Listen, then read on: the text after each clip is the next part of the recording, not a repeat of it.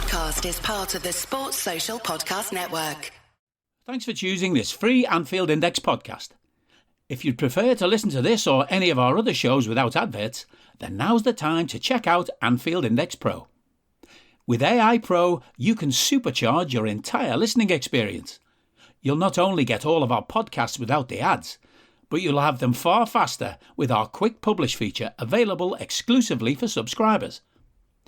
AI Pro also puts you in the heart of our sound studio, with an option to listen to many of our shows live and interact with the podcasters in real time as the shows are recording.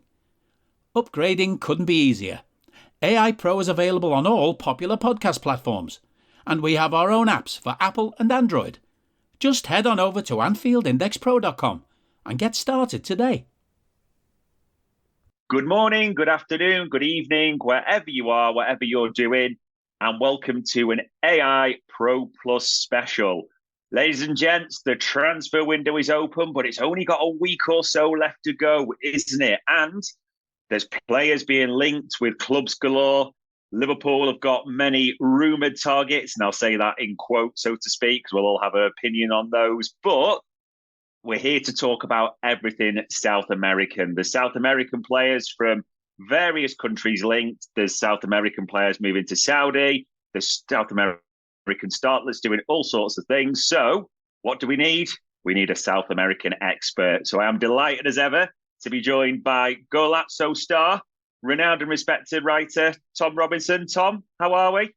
Yeah, very good, thanks. Glad to be back on the pod. Obviously a very busy time of the year with lots of South Americans moving around, and especially because it's their big summer window out there. So loads of coming and going. And it's been busy. I was out in Argentina nice. At pre-season with a couple of clubs there. So it's been pretty manic, and it will be for the next week or so, I imagine.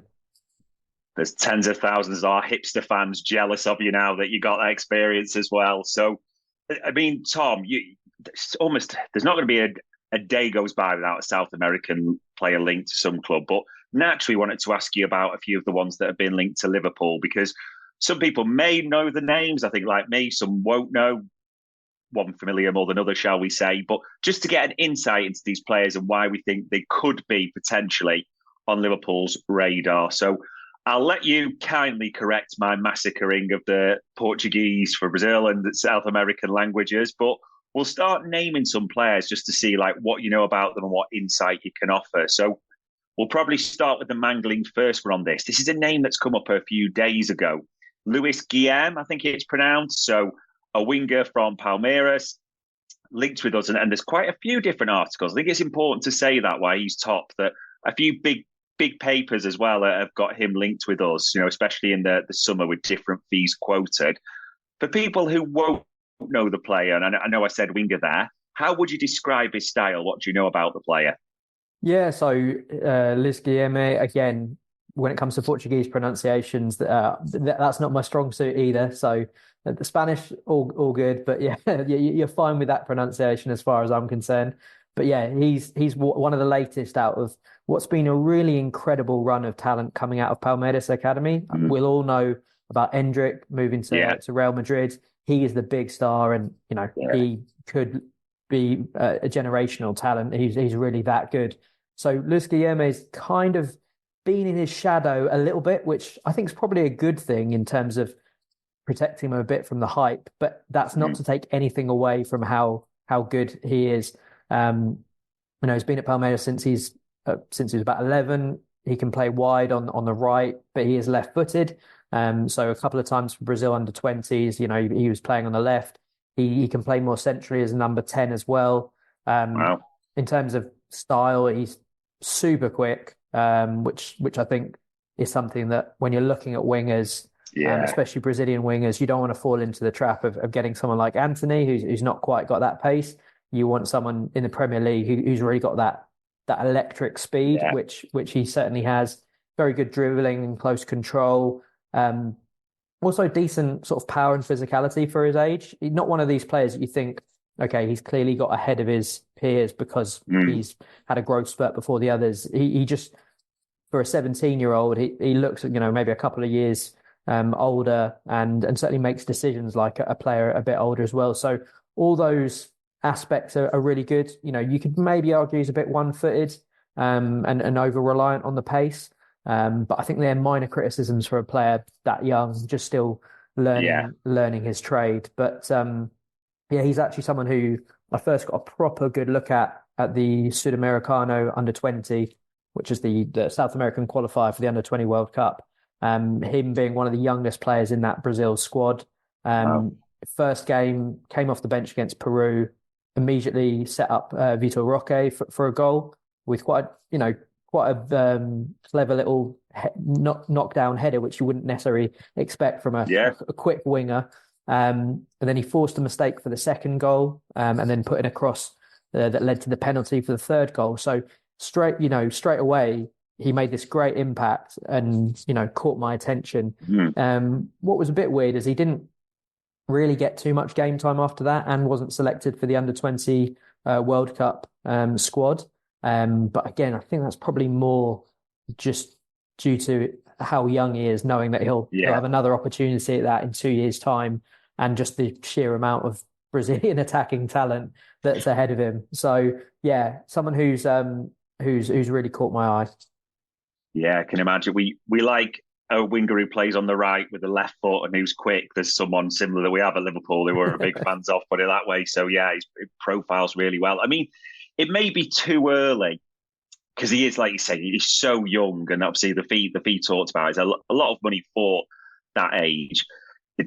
Does that come into your thinking, in your belief? Do you think it might be a year or two? Is the summer realistic to see him come over to the Premier League potentially? And I don't know, money will talk and all those types of things. It's not always about what's right for the player, shall we say. Do you think it is realistic to expect him to come across in the summer, or might it be a bit long before he gets those games, a bit more senior experience, that type of thing?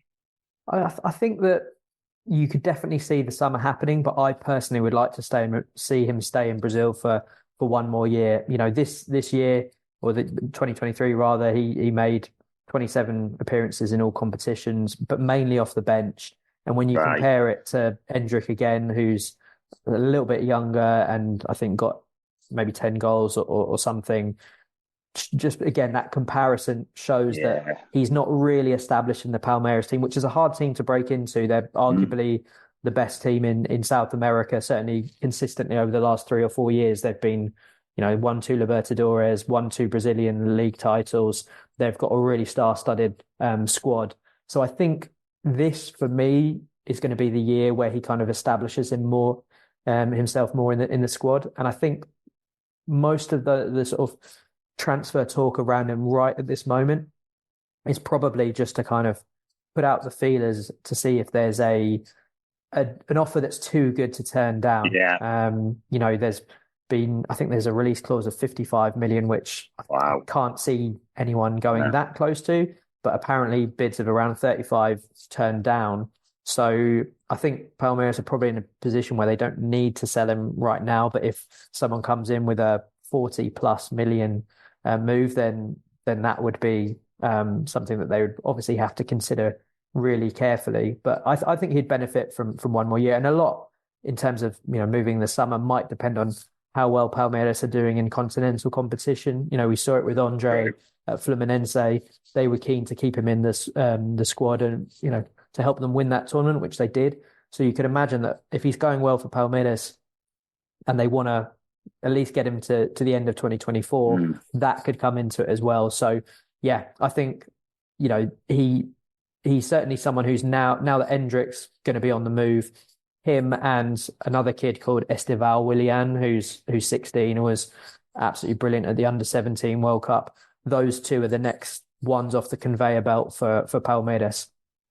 Yeah, they do. It is an incredible conveyor belt they've got. I know Chelsea have been linked with Esteval, haven't they, as well? And the price has talked. Maybe for us seems a bit out of Liverpool's range for how we worked, but obviously the South American market clubs are looking, and like the amount that PSG have paid for Moscardo at such a young age, they're looking, aren't they? Can we get any of that cash? And probably moving to a player I think more will have heard of, no two ways about it.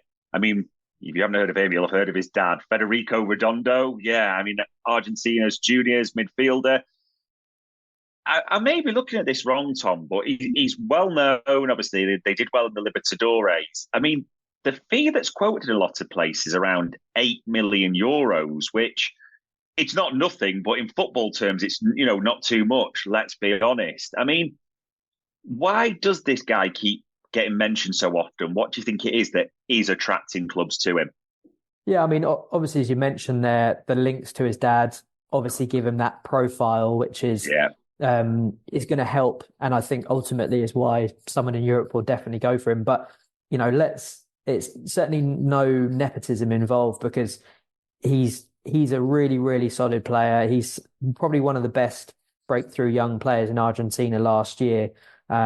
Really, really good season. And, went straight in and I think played 45 odd games in all competitions. And as you said, impressive in the Libertadores, didn't let that phase him at all, was good in the league with them as well. And he plays in that same position as his dad as well. Yeah. Very similar poise and passing.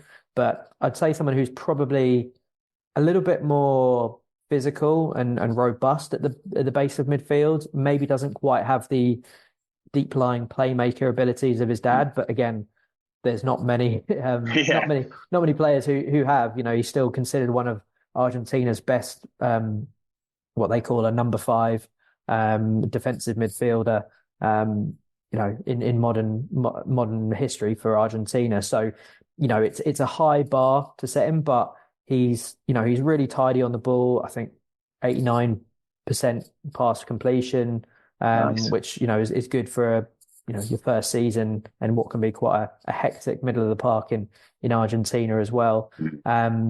And I think, again, he's got those characteristics you look for in a sort of midfielder who'll thrive in Europe. He's good under pressure. He can drop the shoulder and go. But yeah, certainly someone who's more of a sitter, someone to recycle possession, keep things ticking over, and can certainly be really useful in breaking up play as well.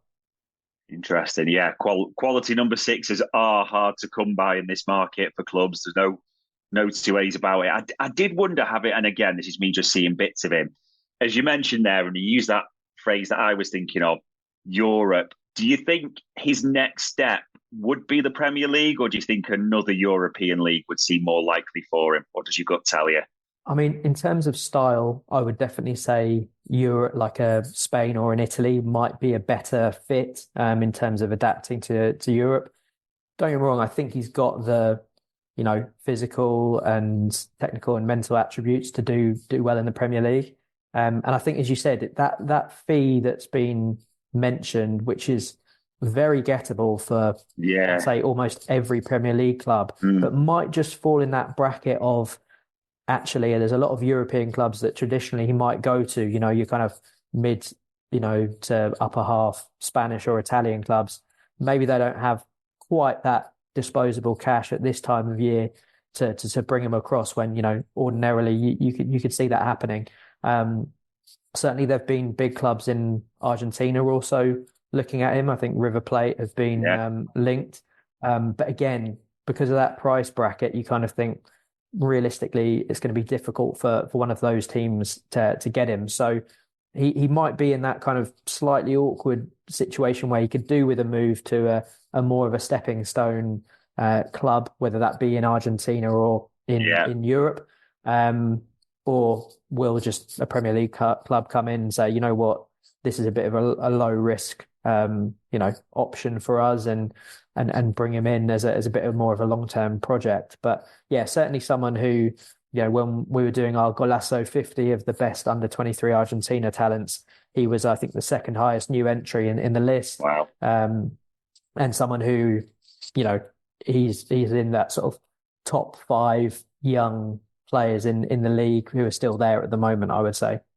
When you download the Kroger app, you have easy access to savings every day. Get the most out of weekly sales and receive personalized coupons to save on your favorite items, all while earning 1 fuel point for every $1 spent. Kroger makes it easy to save while you shop, whether it's in-store or online, so you get the most value out of every trip, every time. Download the Kroger app now to save big on your next purchase. Kroger, fresh for everyone. Must have a digital account to redeem offers. Restrictions may apply. See site for details. Today, we discuss Miro. Listen, when it comes to running client workshops, the dream, of course, is to get those creative juices flowing, right? But typically what ends up happening is thousands of hours get wasted because of poorly facilitated meetings. So I have Maya with me today. She's a consultant who runs Fortune 100 workshops, from leadership training to team building, and she has the insider tip on what makes things work. Maya? Thank you, Jason. I've been doing this a long time. My number one tip is to bring everyone into that visual collaboration platform. So personally, I use Miro, and it's completely changed how I interact with the room. You have to give people a way to feel like they're in the room even when they're not. That's something you can do easily in Miro. Otherwise, they've seen the same slides and format 1,000 times. Falling asleep, eyes glazing over, yawns, all that. Exactly. When people follow me on the Miro board, everyone is literally going on a journey with me. We're adding thoughts, we're reacting, and we're voting for the best ideas. It's great. Connective magic. I like it. That's MIRO.com. Tired of ads barging into your favorite news podcasts? Good news. Ad-free listening on Amazon Music is included with your Prime membership. Just head to amazon.com/ad-free news podcasts to catch up on the latest episodes without the ads. Enjoy thousands of Acast shows ad-free for Prime subscribers. Some shows may have ads. Yeah, does sound like Prime for a move. It's almost got one of those that maybe a Benfica or something like that take the plunge and then sell him for 10 times that amount come the next year. It does have that feeling. Will definitely be with that pedigree as well. Heck, one to keep an eye on. The other midfield I'd say that's really been called out or linked with Liverpool in the last week, Ederson. There seems to be an awful lot of players called Ederson, but just to be clear, it's not the City keeper. It's the Atalanta midfielder.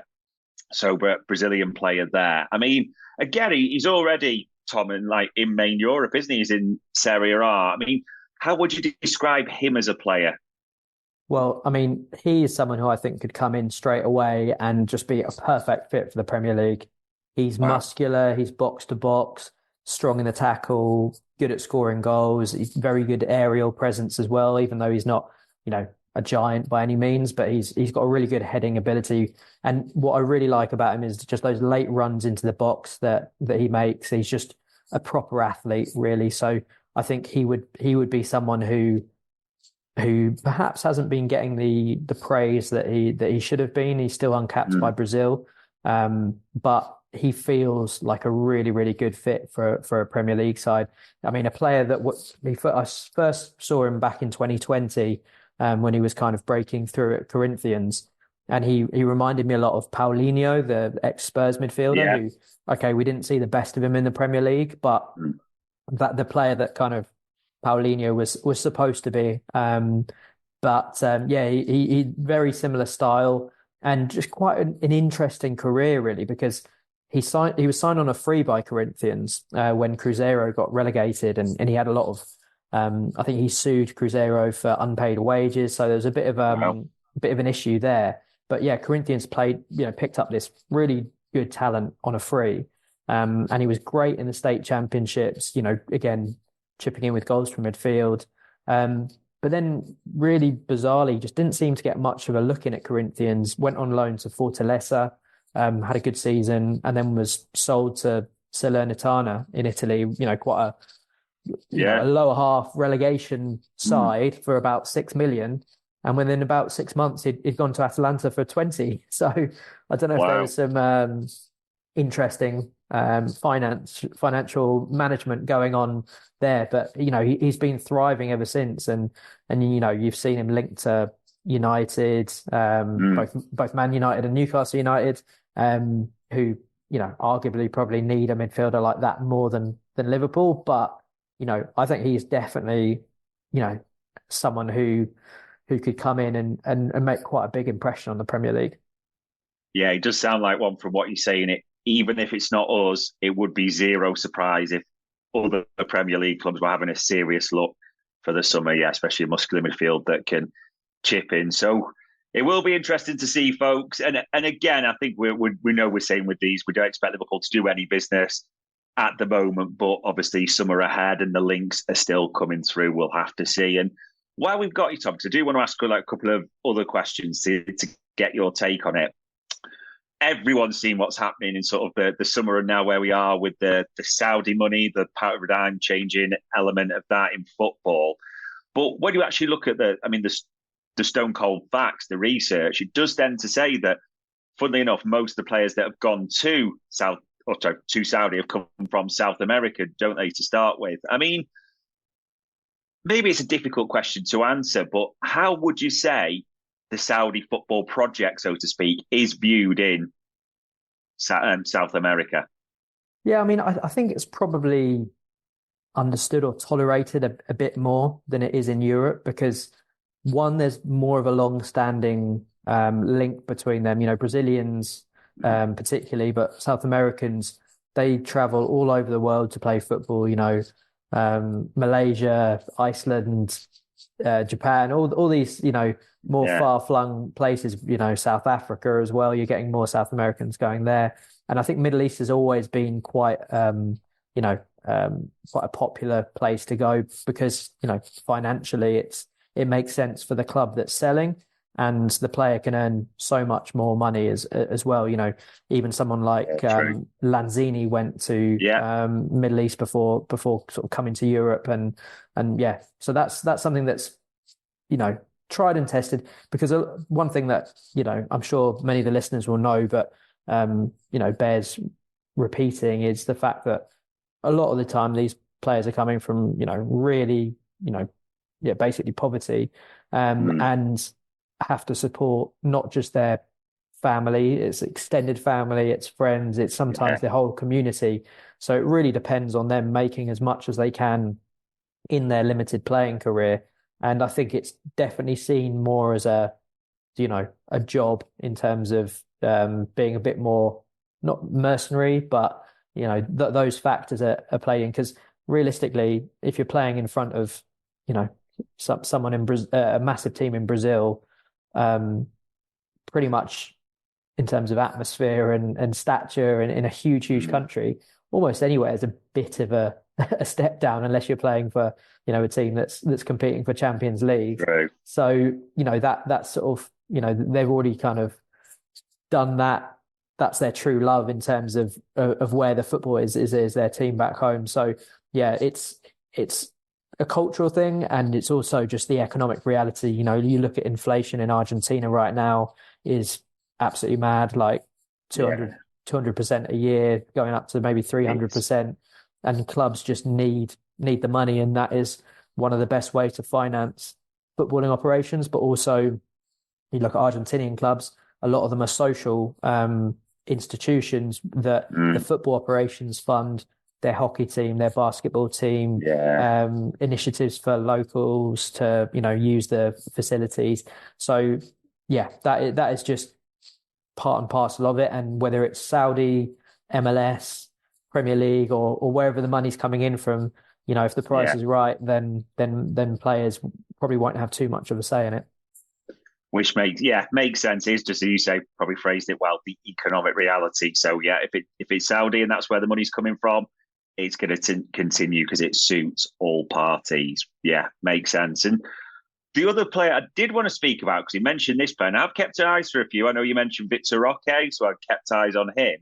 One that it didn't surprise the football community, that's wrong to say, but I'm probably pronouncing this wrong, Marcus Leonardo. So the young forward who people were a bit unsure where he was going to, and it even looked like he could end up at Forest at one time amongst other teams, but he's now at Benfica. And not only that, if I'm seeing the stories right, he's had a good start, hasn't he, to be fair? Yeah, no, I think it's 2 goals in 2 games, coming off the bench on both. So yeah, I think only 45 minutes of league football and he's already scored 2 goals. So can't really ask much more than that. And again, Benfica, you know, just a very smart transfer. The capitalizing on the fact that Santos got relegated for the first time in their history, and then picking off one of their prize players at a bargain price. I mean, I think whether they'd stayed up or not, he would have gone to Europe. And you know, like you said, he's being touted to Forest, to Roma, to various other clubs. So Benfica feels a nice fit. I think he probably could have gone higher, but you know, Benfica is probably the best place as a South American player you can land for, you know, even if it's a year or two. And they're a club that probably need a prolific striker as well as their generally doing. There's probably room for a really prolific striker, and they've also dipped into the Argentinian market as well with Gianluca Prestiani, a really highly rated teenage winger from Vélez, and also Benjamin Rollheiser as well, who's a little bit older, I think 22, 23 now, came through the River Plate Academy and has had a great year at Estudiantes. So three signings, but definitely Marcus Leonardo, the best of those, and one who can contribute now and will definitely move on for some money in the near future, I'm sure. Yeah, just have another feel of one of those Benfica, like Enzo Fernandez, Darwin Núñez, as we know that someone's going to be paying big money for the kid in years to come. And obviously we've also kept an eye on other players, like you mentioned. Most of us Reds were gutted that City have got, I think it's Carlos Echeverri, it's pronounced. He was the next star that you mentioned. So they're keeping him in River Plate. So unfortunately, he'll come across and no doubt be a superstar. So we'll have to see with that. The only final question I want to ask is, you'll see all the rumours like us and the different things.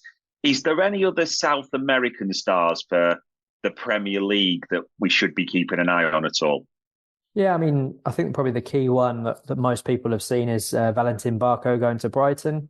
Yeah, that's he's a player that I've followed for quite a long time and is just a lot of fun. Could be the solution to Argentina's left back. Woes in the if he kind of decides to play left back rather than left wing. Yeah, that would be an interesting one. But like, Brighton are such a great club to watch and do great recruitment. So that's a move that I'm really interested in. And then other than that, there's a few rumours going out. Ezequiel Fernandez, who's the defensive midfielder for Boca, has been linked to a few clubs. I think Arsenal were the latest one that I saw. Don't know how much of that is true, but he's definitely a midfielder who is due a move to Europe in the next 12 months, I would say. Boca centre-back Nicolas Valentini has been linked to a number of Italian clubs, and I think he was linked with Villa as well. Again, don't think he's necessarily someone who could contribute at the top level at Premier League just yet, but talented young player with the under-23 squad at the moment. And Santiago Castro, also another one out of Vélez, who I've seen Brentford linked with, a very direct winger who can also play up front. Again, feels a very good sort of Brentford kind of signing. Yeah. So those are the main ones. The only other ones that I think I'd keep sort of half an eye on would just be there's quite a few of the under-17 squad that did really well at the under-17 World Cup. Obviously, Echeverri being the standout, but Santi Lopez is really, really exciting right winger for Independiente, currently managed by Carlos Tevez. And I think he's having some contract issues, so he could be available on a free. And that would be a really, really good pickup for any European club, because he looks a real talent. Will be interesting to see. Yeah, especially like you said, we watched the Youth World Cup, as I would call it, and there were some talents. And annoyingly, it looks like City may have got arguably the pick of the bunch. Fingers crossed it's wrong, but I don't think I'm going to be on that one. But listen, all it really leaves me to say is, Tom, for the insight, for the expertise, and for answering all our questions as ever, thanks for your time, mate. It's much appreciated. My pleasure. Always good to be on. And I'm sure we'll speak in the next transfer window. No doubts at all. And that, ladies and gents, was South American Scouting for Anfield Index. We hope you enjoyed listening to this Anfield Index show. Please be sure to subscribe to our channel so future podcasts find their way to your device automatically. There's nothing quite like fan engagement, and we'd love to know what you think of anything discussed on this show. The best way to get in touch is over on our free Discord community, where both podcasters and listeners debate the hottest LFC topics 24/7. Sign up free now at anfieldindex.com/Discord. You won't regret it. You can also follow us on Twitter at Anfield Index and find us on Facebook by searching for Anfield Index. Oh, and before you go, we'd love it if you could leave us a 5-star review on your favourite podcast app. It only takes a couple of seconds, and it means the world to the people who create these free shows. Social Podcast Network.